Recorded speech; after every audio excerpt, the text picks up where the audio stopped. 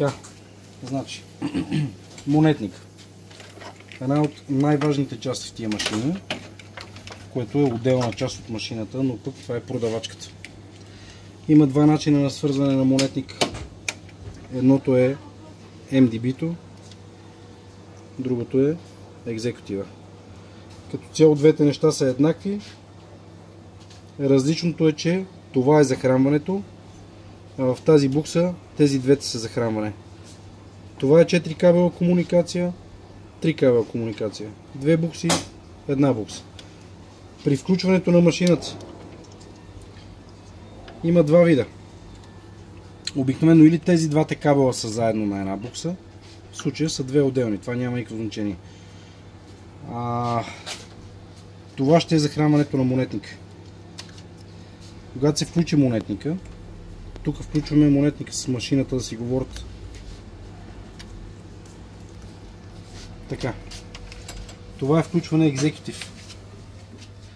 При монетника е важно да се отваря, почиства тук, да се проверява тази клапа. Да видим, хубаво се вижда, да. Тя трябва да е мека, лека. Така. Често тук се гледа задължително какво пише, когато има проблем с монетника. Може да е AGM error, това значи, че или тук има нещо заседнало в акцептора, или някъде по-надолу. Често пъти дава грешки на моторите. Задължително се проверява ето тези работи, дали са здрави. Ако не са здрави, не връща стотинки. Моторчетата, има комбинация два пъти жълто на свалена касетка, съответно раздвижва моторите.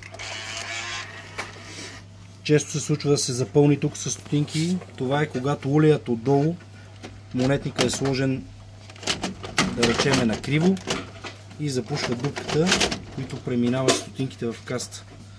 Това се преглежда. Тези тук работи се почистват на касетката.